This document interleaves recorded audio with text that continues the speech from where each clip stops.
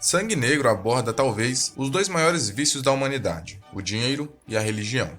Apresenta a guerra entre a ganância e os falsos moralismos, a partir das bases dos Estados Unidos contemporâneo pós-reforma protestante, que se disfarçam sobre o amparo da fortuna através do dinheiro e da união por intermédio da religião, mas que remetem, efetivamente, à primitiva busca do homem pelo poder. Dessa forma, a crítica se desenvolve em cima de Daniel Plainville e de Eli Sunday, indivíduos que, apesar de antagônicos, não são tão diferentes um do outro, pois são regidos pelo mesmo código moral e por uma mesma determinação, a sede de poder. Logo, estes dois personagens representam arquétipos que podem ser facilmente associados à formação dos Estados Unidos como nação. Sob esse ponto de vista, é possível interpretar os comportamentos de Eli e de Daniel como resultado dos princípios que norteiam a sociedade na qual estão inseridos. An official for the Holy Spirit? When are you coming over and make my son here again? Ambos são quase os dois lados de uma mesma moeda, contudo, adversários. Por isso testemunhamos, ao longo da exibição, um duelo tácito entre Plainville e Sunday, dispostos a todo tipo de estratégia para vencerem seus concorrentes ou inimigos, a fim de conquistar bens materiais que lhe rendam influência, autoridade, recursos, prestígio e soberania. No entanto, suas respectivas trajetórias não se resumem à procura por dízimo ou por petróleo. Daniel Plainville é orgulhoso. Apresentado como um homem silencioso e autossuficiente, procurava pedras preciosas por conta própria. Empenhado em sua busca por, a princípio, riqueza, não desistiu, mesmo diante de uma condição limitadora, estar com uma perna quebrada, ou ainda que preso em um poço no meio do nada. Por isso que apesar da agonia e da dor, antes mesmo de pensar em pedir ajuda, ele avaliou os minérios que havia encontrado. Depois, em equipe, evoluiu para o petróleo, até chegar ao ápice, que é possuir vidas, ou seja, pessoas trabalhando para ele. Logo, Sangue Negro trata de apresentar as consequências que a falta de escrúpulos e a dedicação ao trabalho, motivada pela ganância, pode acarretar.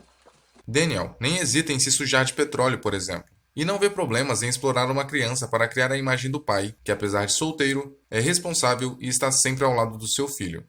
A ideia era evocar os valores da família, imensamente conservadora naquela época, para transformar o menino numa figura sensibilizadora, capaz de influenciar positivamente os seus clientes para fecharem negócios.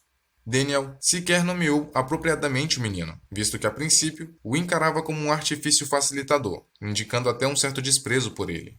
E é interessante imaginar o garoto como uma representação física do crescimento de Daniel como empreendedor. Veja, H.W. foi adotado na mesma época em que o prospector descobriu seu primeiro poço de petróleo e a partir daí sempre estiveram juntos.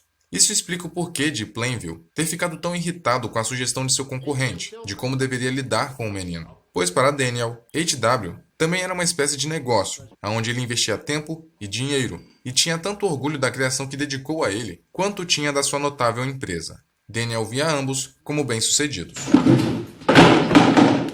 Portanto, a crítica está embutida na ideia de sucesso independente dos meios, encarada pela sociedade como virtude, já que o sujeito enriquece com o próprio suor e sangue, pois embora torne o protagonista uma pessoa empenhada, o revela como negligente, desprovido de empatia e até inconsequente. Tanto que sua ascensão não lhe rende uma vida estável, pelo contrário, lhe garante estresse e uma velhice miserável e solitária. Daniel diz para o filho que ele é adotado e que só o queria para os negócios, porque apesar de ter um fundo de verdade nisso, pelo menos a princípio, o pai estava se desviando da tristeza de estar sendo abandonado pelo filho, da mesma forma que ele próprio já havia abandonado o H.W. antes, depois do garoto ter ficado surdo e Plainville ter se frustrado por não ter mais ninguém para ensinar sua ideologia e perspectiva sobre o poder.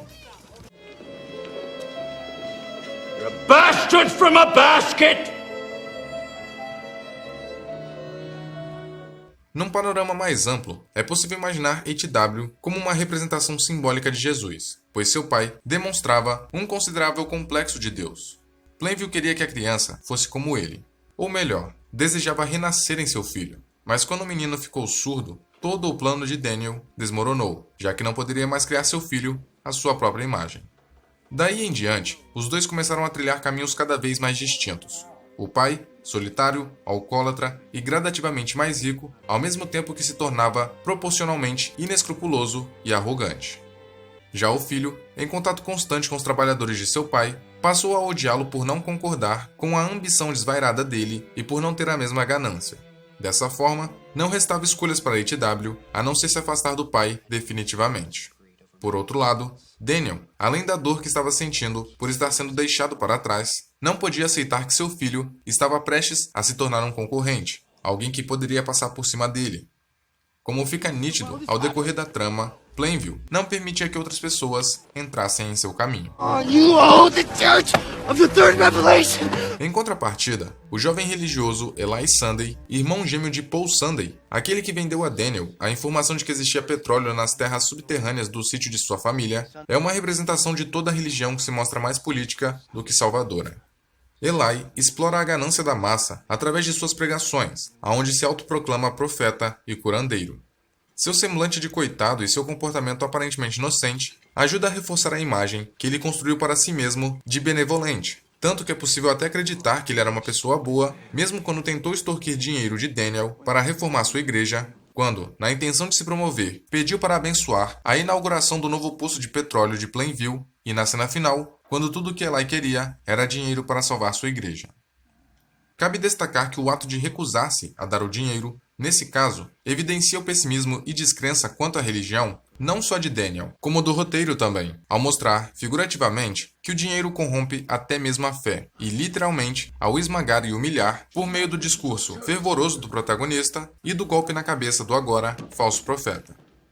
Daniel, por sua vez, detesta a figura do homem, e diz ser capaz de enxergar o pior das pessoas, mesmo antes de conhecê-las. O que talvez seja verdade, já que ele foi o único a identificar os verdadeiros objetivos do Eli, percebeu que o filho ia se revoltar contra ele e tentar queimá-lo vivo, e desmascarou o seu irmão falso.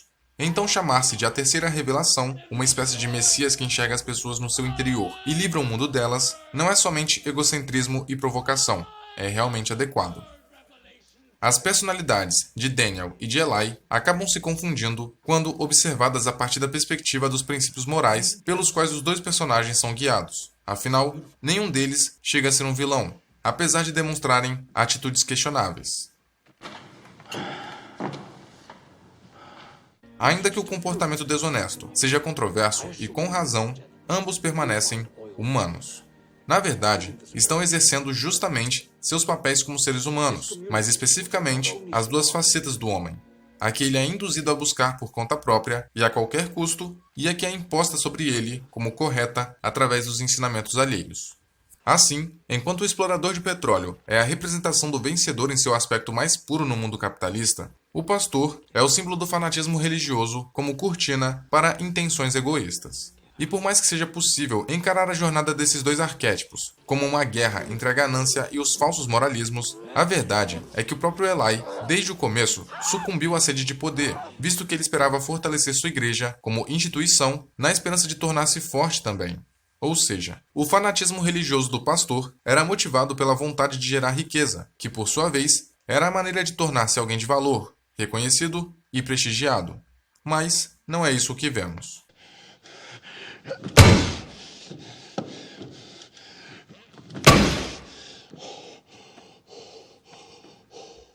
O que fica evidente na trajetória de Plainview e de Sunday é uma progressiva decadência moral e ética que os personagens passam a adotar à medida que abandonam seus escrúpulos.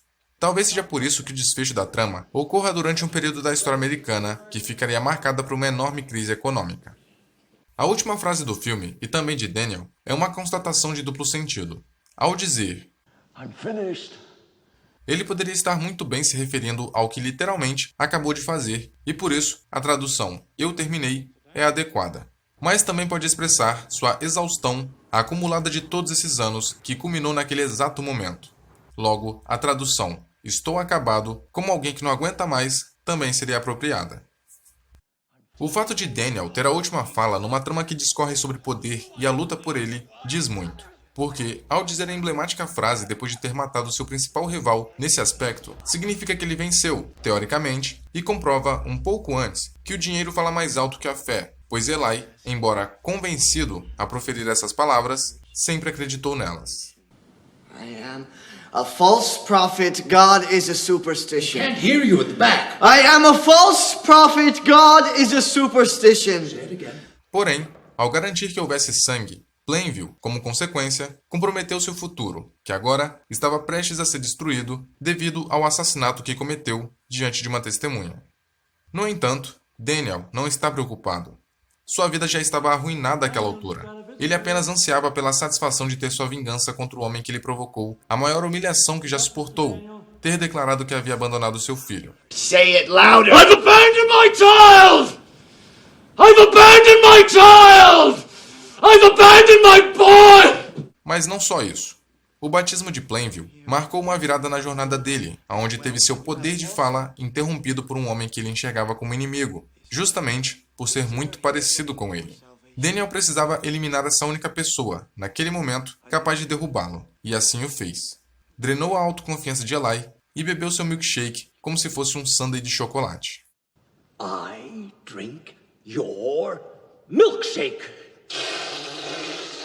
O título original, There Will Be Blood, algo como Haverá Sangue, já denuncia de antemão essa violência que vemos mais explícita no final do filme, mas principalmente escancara que ela será muito utilizada em prol de alcançar objetivos. Além do mais, refere-se ao desejo de Plainville de criar algum tipo de laço familiar para fins próprios, como quando aceita um suposto irmão que nunca tinha conhecido antes com relativa facilidade, por achar que o sujeito seria uma extensão de si mesmo, mas o rejeitou quando descobriu que ele não possuía o mesmo sangue negro, ou ao alegar que o menino encontrado era seu filho, com o intuito de torná-lo uma perpetuação de sua persona, mas o abandona por ter ficado surdo. Plainville constantemente sabotava seus vínculos com parentes postiços, porque sua desconfiança não permitia ver o potencial das pessoas como indivíduos, apenas como artifícios úteis para ele, o que alimentava sua solidão. O irmão falso e o filho adotado poderiam ter sido ótimos familiares para ele e os responsáveis por concretizarem seu sonho de infância de construir uma casa enorme, repleta de crianças. Contudo, ele negou tudo isso devido à arrogância de projetar suas ambições sobre os outros, a fim de encontrar alguém capaz de confiar e amar para compartilhar seus negócios, para ensinar e passar adiante tudo o que conquistou com suor viscoso e sangue negro. I have a competition in me. I want no one else to succeed.